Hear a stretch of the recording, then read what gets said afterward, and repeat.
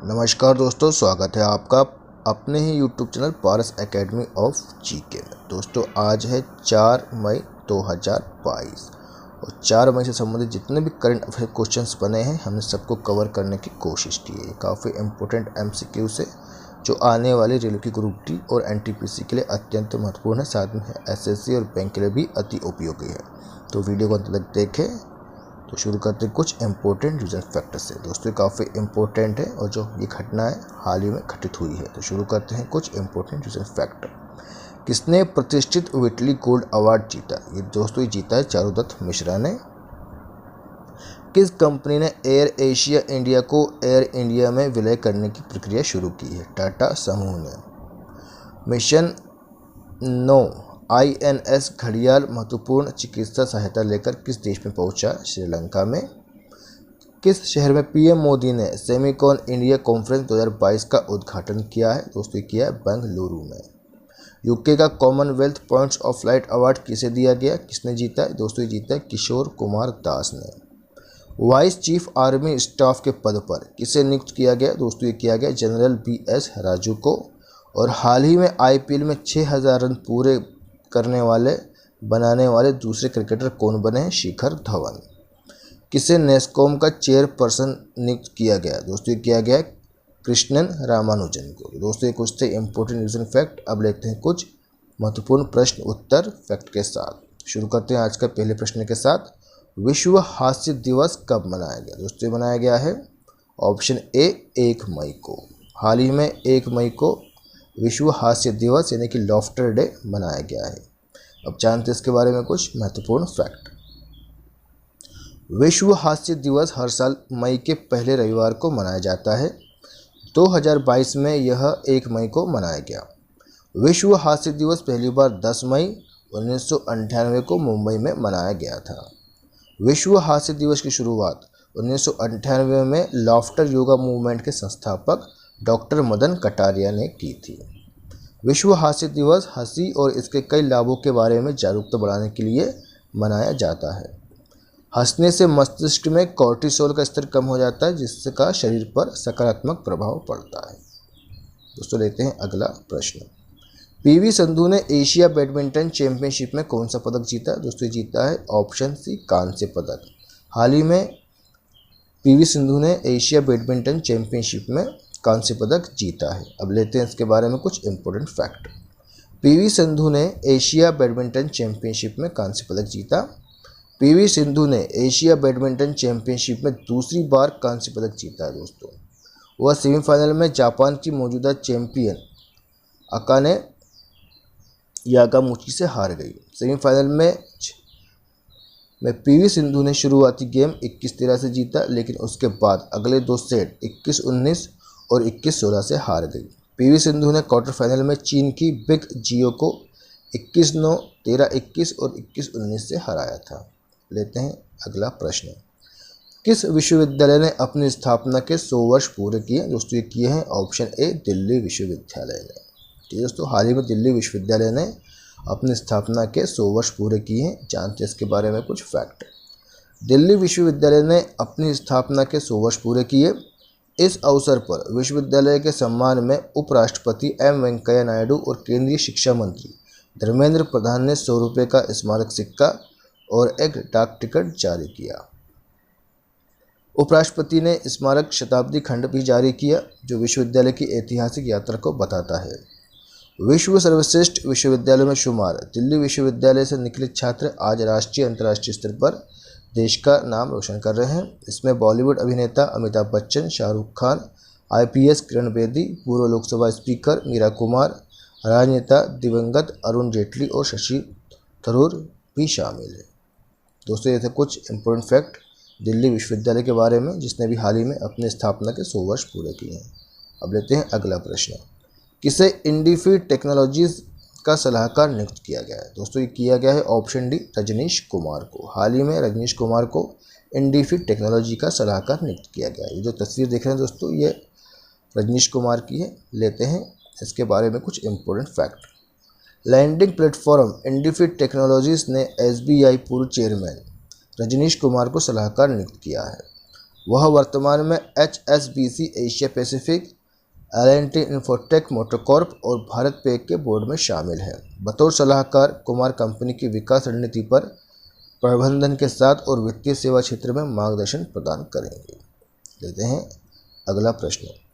किस टीवी कार्यक्रम को 2021 के ENBA अवार्ड के लिए चुना गया? दोस्तों चुना गया है दूरदर्शन पे प्रसारित option A best friend forever को।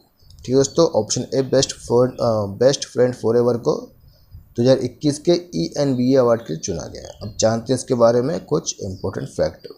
दूरदर्शन से प्रसारित होने वाले साप्ताहिक कार्यक्रम बेस्ट फ्रेंड फॉरएवर को 2021 के ENBA अवार्ड के लिए सम्मानित किया गया, चुना गया है। दूरदर्शन के राष्ट्रीय चैनल पर दिखाए जाने वाले आधे घंटे के इस साप्ताहिक फोन इन लाइव शो में दो विशेषज्ञ पालतू जानवरों की देखभाल के बारे में दर्शकों को सलाह देते हैं। दोस्तों कुछ फैक्टर थे। लेते अगला प्रश्न। विश्व टूना दिवस कब मनाया गया? दोस्तों ये मनाया गया है ऑप्शन ए 2 मई को। हाल ही में 2 मई को विश्व टूना दिवस मनाया गया है। जानते हैं दोस्तों इसके बारे में कुछ इंपॉर्टेंट फैक्ट। खाद्य सुरक्षा और पोषण, आर्थिक विकास, रोजगार, सरकारी राजस्व, आजीविका, संस्कृति और मनोरंजन के लिए टूना संसाधनों के महत्व के बारे में जागरूकता पैदा करने के लिए संयुक्त राष्ट्र का विश्व टूना दिवस प्रति वर्ष 2 मई को दुनिया भर में मनाया जाता है। पहली बार विश्व टूना दिवस 2 मई 2017 को मनाया गया था। 1 जनवरी 2022 से शुरू होने वाले वर्ष को आर्टिसनल फिशरीज एंड एक्वाकल्चर के अंतर्राष्ट्रीय वर्ष के रूप में भी घोषित किया गया था। संयुक्त राष्ट्र का खाद्य और कृषि संगठन FAO संयुक्त राष्ट्र प्रणाली के अन्य संबंधित संगठनों और निकायों के सहयोग से IYAFA 2022 की प्रमुख एजेंसी है। दोस्तों टूना में ओमेगा 3, विटामिन B12, प्रोटीन और अन्य खनिजों से कई समृद्ध गुण होते हैं। दोस्तों टूना जो मछली है काफ़ी इम्पोर्टेंट मछली है। ठीक है, इसके अस्तित्व के लिए यह दिवस जो है 2 मई को दुनिया भर में मनाया जाता है। अब जानते हैं अगले प्रश्न के बारे में। किस दिन उज्ज्वला दिवस मनाने की घोषणा की गई है? ठीक है दोस्तों, तो ये की गई है ऑप्शन बी 1 मई को। हाल ही में 1 मई को उज्ज्वला दिवस मनाने की घोषणा की गई है। लेते हैं इसके बारे में कुछ इंपॉर्टेंट फैक्ट। पेट्रोलियम और प्राकृतिक गैस मंत्रालय MOPNG ने प्रधानमंत्री उज्ज्वला योजना यानी PMUY की उपलब्धियों का जश्न मनाने के लिए 1 मई 2022 को उज्ज्वला दिवस मनाने के रूप में फैसला किया है। PMUY की शुरुआत 1 मई 2016 को प्रधानमंत्री नरेंद्र मोदी द्वारा बलिया, उत्तर प्रदेश के गरीबी रेखा से नीचे के हर परिवार को मुफ्त LPG कनेक्शन प्रदान करने की दिशा में एक कदम के रूप में की गई थी। असम के डिब्रूगढ़ में VMOPNG राज्य मंत्री रामेश्वर तेली उज्ज्वला दिवस समारोह की अध्यक्षता की। अब जानते हैं दोस्तों पेट्रोलियम और प्राकृतिक गैस मंत्रालय के बारे में। इसके केंद्रीय मंत्री कौन है? हरदीप सिंह पुरी, जो कि उत्तर प्रदेश के राज्यसभा से सदस्य हैं। इस राज्य मंत्री कौन है? रामेश्वर तेली। ठीक है दोस्तों, जिनका निर्वाचन क्षेत्र है डिब्रूगढ़ और आसाम से। दोस्तों ये कुछ इंपॉर्टेंट फैक्ट प्रधानमंत्री उज्ज्वला योजना से संबंधित। अब लेते हैं अगला प्रश्न। दोस्तों ये वीडियो आपको कैसा लगा इसे कमेंट्स बॉक्स में अवश्य लिखें। साथ ही हमारे चैनल को सब्सक्राइब कर ले, बेल आइकन के बटन को प्रेस करें जिससे आपको जीके अपडेट्स मिलता रहे।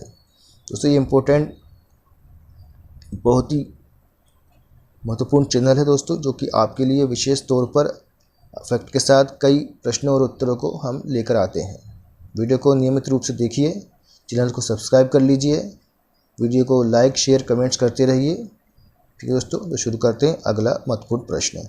मियाँ का बाड़ा रेलवे स्टेशन का नाम क्या रखा गया है? ठीक है दोस्तों, जो मियाँ का बाड़ा रेलवे स्टेशन है उसका नया नाम क्या रखा गया है? उसका अभी हाल ही में नाम बदला है, तो उसका नाम रखा गया है ऑप्शन बी महेश नगर हाल्ट। ठीक है दोस्तों, अभी हाल ही में राजस्थान के जो मियाँ का बाड़ा रेलवे स्टेशन है उसका नाम बदलकर ऑप्शन बी महेश नगर हाल्ट रखा गया है। अब जानते हैं इसके बारे में कुछ इंपॉर्टेंट फैक्ट। राजस्थान के बाड़मेर जिले के बालोतरा क्षेत्र में मियाँ का बड़ा रेलवे स्टेशन का नाम बदलकर महेश नगर हाल्ट कर दिया गया है। इस समारोह में जल शक्ति मंत्रालय के केंद्रीय मंत्री गजेंद्र सिंह शेखावत, कृषि और किसान कल्याण मंत्रालय के केंद्रीय राज्य मंत्री कैलाश चौधरी और अन्य लोग शामिल हुए। आज़ादी के बाद से राजस्थान में मियाँ का बाड़ा के लोगों ने गांव का नाम बदलने की मांग की है, यह दावा करते हुए कि गांव का मूल नाम जो था महेश रो बड़ो था। 2018 में राजस्थान सरकार ने गांव का नाम मियाँ का बाड़ा से बदलकर महेश नगर कर दिया और राजस्व रिकॉर्ड में आवश्यक संशोधन किए। गांव का नाम बदलने पर स्टेशन का नाम बदलने का प्रस्ताव रेल मंत्रालय को भेजा गया था। दोस्तों, ये कुछ फैक्ट थे। लेते हैं अगला प्रश्न। भारत के पहले स्वदेशी हाइड्रोजन इलेक्ट्रिक वेसल्स का निर्माण कहाँ होगा? ठीक है दोस्तों, काफ़ी इंपॉर्टेंट सवाल है, ये पेपर में आने की पूरी संभावना है। दोस्तों, ये होगा ऑप्शन ए कोचीन में। भारत का जो पहला स्वदेशी हाइड्रोजन इलेक्ट्रिक वेसल है उसका निर्माण कोचीन में किया जाएगा। अब लेते हैं इसके बारे में कुछ इंपॉर्टेंट फैक्ट। बंदरगाह, नौवहन और जलमार्ग मंत्रालय कोचीन शिपयार्ड में भारत के पहले स्वदेशी हाइड्रोजन ईंधन वाले इलेक्ट्रिक वेसल का निर्माण करेगा। कम तापमान वाले प्रोटॉन एक्सचेंज मेम्ब्रेन टेक्नोलॉजी यानी LT-PAM पर आधारित हाइड्रोजन का फ्यूल सेल वेसल, जिसे फ्यूल सेल इलेक्ट्रिक वेसल कहा जाता है, की लागत लगभग 17.50 करोड़ रुपए होने की उम्मीद है। लागत का 75% भारत सरकार द्वारा वहन किया जाएगा। नवीन और नई प्रौद्योगिकी के मोर्चे पर भारत सरकार के परिवर्तनकारी प्रयासों का एक हिस्सा है। अब जानते हैं दोस्तों बंदरगाह, नौवहन और जलमार्ग मंत्रालय के बारे में। दोस्तों, केंद्रीय मंत्री कौन है? सर्बानंद सोनोवाल, जो कि असम से राज्यसभा सदस्य हैं। इसके राज्य मंत्री कौन है? श्रीपाद येसु नाइक और शांतनु ठाकुर। दोस्तों, ये कुछ फैक्ट थे, इसमें आप याद कर लीजिए, नोट कर लीजिए, पेपर में आने की पूरी संभावना है। इन्हीं में से आपसे कोई क्वेश्चन सामने आ सकता है। लेते हैं अगला प्रश्न। किस राज्य ने मुख्यमंत्री मितान योजना शुरू की? दोस्तों, काफ़ी इंपॉर्टेंट प्रश्न है ये, ठीक है, ये भी काफ़ी फैक्ट है। किस राज्य ने मुख्यमंत्री मितान योजना शुरू की? दोस्तों, की है ऑप्शन सी छत्तीसगढ़ ने। हाल ही में छत्तीसगढ़ ने मुख्यमंत्री मितान योजना शुरू की है। अब जानते हैं इसके बारे में कुछ इंपॉर्टेंट फैक्ट। 1 मई 2022 को छत्तीसगढ़ के मुख्यमंत्री भूपेश बघेल ने मुख्यमंत्री मितान योजना शुरू की है। मितान का मतलब होता है दोस्त। इसे छत्तीसगढ़ के रायपुर, दुर्ग, बिलासपुर और राजनांदगांव सहित 14 नगर निगमों में पायलट आधार पर लागू किया जाएगा। इस योजना के तहत छत्तीसगढ़ के निवासी अपने दरवाजे पर लगभग 100 सार्वजनिक सेवाओं का लाभ उठा सकते हैं।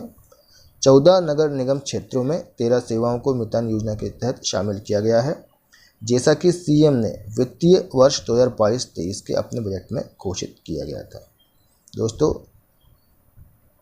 ये कुछ फैक्ट थे मुख्यमंत्री मितान योजना से संबंधित, इसे आप नोट कर लीजिए, याद कर लीजिए, काफ़ी इंपॉर्टेंट है ये। लेते हैं अगला प्रश्न। किसने जनादेश दस्तावेज लॉन्च किया है? ठीक है दोस्तों, किसने जनादेश दस्तावेज लॉन्च किया है? तो ये किया है ऑप्शन सी धर्मेंद्र प्रधान ने। हाल ही में धर्मेंद्र प्रधान ने जनादेश दस्तावेज लॉन्च किया। अब जानते हैं इसके बारे में कुछ इंपॉर्टेंट फैक्ट।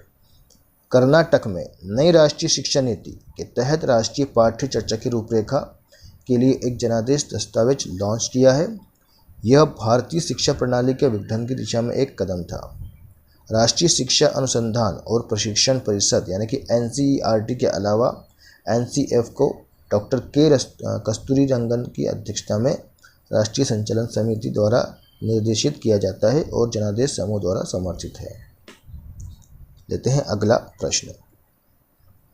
विश्व प्रेस स्वतंत्रता दिवस कब मनाया गया? ठीक है दोस्तों, काफ़ी इंपॉर्टेंट सवाल है ये, पेपर में कई बार पूछा गया है और आने की भी संभावना है। दोस्तों ये बनाया गया है ऑप्शन सी 3 मई को। हाल ही में 3 मई को विश्व प्रेस स्वतंत्रता दिवस मनाया गया है। अब जानते हैं इसके बारे में कुछ फैक्ट। 3 मई को विश्व प्रेस स्वतंत्रता दिवस यानी कि वर्ल्ड प्रेस फ्रीडम डे मनाया जा रहा है। इसकी सिफारिश 1991 में यूनेस्को की जनरल कॉन्फ्रेंस में की गई थी। इसके बाद साल 1993 में संयुक्त राष्ट्र महासभा ने विश्व प्रेस स्वतंत्रता दिवस बनाने की घोषणा की। तब से हर साल 3 मई को संविधान के चौथे स्तंभ प्रेस की आज़ादी के महत्व के प्रति जागरूकता फैलाने के लिए ये दिन मनाया जाने लगा। भारत में 4 जुलाई 1966 को प्रेस परिषद की स्थापना हुई थी। इसके बाद हर साल 16 नवंबर को राष्ट्रीय प्रेस दिवस मनाया जाता है। 3 मई को विश्व प्रेस स्वतंत्रता दिवस मनाया जाता है। यह दिन देश दुनिया के पत्रकार साथियों के कार्य की सराहना करने का दिन है। दोस्तों ये कुछ फैक्ट थे। विश्व प्रेस स्वतंत्रता दिवस से संबंधित। दोस्तों इसे आप नोट कर लीजिए, याद कर लीजिए। दोस्तों आपको इसका जो PDF है आप हमारे डिस्क्रिप्शन बॉक्स से डाउनलोड कर सकते हैं। लेते हैं अगला प्रश्न, अंतर्राष्ट्रीय खगोल विज्ञान दिवस कब मनाया गया? ठीक है दोस्तों, अंतर्राष्ट्रीय खगोल विज्ञान दिवस कब मनाया गया? दोस्तों ये बनाया गया ऑप्शन सी 2 मई को। हाल ही में 2 मई को अंतर्राष्ट्रीय खगोल विज्ञान दिवस मनाया गया। लेते हैं इसके बारे में कुछ इंपॉर्टेंट फैक्ट। विश्व भर में प्रतिवर्ष 2 बार अंतर्राष्ट्रीय खगोल विज्ञान दिवस का आयोजन किया जाता है। पहला होता है 2 मई को और जबकि दूसरा होता है 26 सितंबर को। इस दिवस के अवसर पर विभिन्न संग्रहालयों और खगोलीय संस्थानों द्वारा खगोल विज्ञान के संबंध में जागरूकता फैलाने के लिए सेमिनार, कार्यशालाएं और अन्य कार्यक्रमों का आयोजन किया जाता है। वर्ष 1973 में उत्तरी कैलिफोर्निया के खगोलीय संघ के अध्यक्ष डॉक बर्जर ने पहले खगोल विज्ञान दिवस का आयोजन किया था। इस दिवस के आयोजन का प्राथमिक उद्देश्य आम जनमानस को खगोल विज्ञान के महत्व और संपूर्ण ब्रह्मांड के संबंध के बारे में जागरूक करना है तथा उन्हें इसके प्रति रुचि विकसित करने में मदद करना है। दोस्तों ये कुछ इंपॉर्टेंट फैक्ट थे अंतर्राष्ट्रीय खगोल दिवस के बारे में। दोस्तों इसे आप नोट कर लीजिए, काफ़ी इंपॉर्टेंट फैक्ट है ये। लेते हैं अगला प्रश्न, किस राज्य में पहला जीन बैंक खुलेगा? ठीक है दोस्तों, काफ़ी इंपॉर्टेंट सवाल है ये। किस राज्य में पहला जीन बैंक खुलेगा? तो ये खुलेगा ऑप्शन सी महाराष्ट्र में। हाल ही में महाराष्ट्र सरकार ने घोषणा की है कि वह अपना पहला जीन बैंक खोलेगा। लेते हैं इसके बारे में कुछ फैक्ट। महाराष्ट्र कैबिनेट द्वारा अपनी तरह की पहली जीन बैंक परियोजना को मंजूरी दी गई है। 172 करोड़ रुपए से अधिक की लागत से महाराष्ट्र मंत्रिमंडल ने राज्य में आनुवंशिक संसाधनों के संरक्षण के उद्देश्य से एक जीन बैंक पहल को मंजूरी दी है। महाराष्ट्र जीन बैंक परियोजना का क्रियान्वयन वन विभाग करेगा। परियोजना के लिए प्रधान मुख्य वन संरक्षक की अध्यक्षता में एक विशेष इकाई की स्थापना की जाएगी। महाराष्ट्र में समुद्र, स्थानीय फसलों के बीज और पशु विविधता सहित आनुवंशिक संसाधनों का संरक्षण करना है। ठीक है दोस्तों, लेते हैं अगला प्रश्न। कौन सा बैंक अकाउंट एग्रीगेटर फ्रेमवर्क पर लाइव होने वाला पहला बैंक बना है? दोस्तों ये बना है option D, union bank of India. ठीक है दोस्तों, यूनियन बैंक ऑफ इंडिया हाल ही में अकाउंट एग्रीगेटर फ्रेमवर्क पर लाइव होने वाला पहला बैंक बना है। अब लेते हैं इसके बारे में कुछ important fact. Union bank of India account aggregator ecosystem पर लाइव होने वाला पहला सार्वजनिक क्षेत्र का बैंक बन गया है। यह फ्रेमवर्क ढांचा विनियमित संस्थाओं के बीच वास्तविक समय के आधार पर वित्तीय जानकारी साझा करने की सुविधा प्रदान करता है।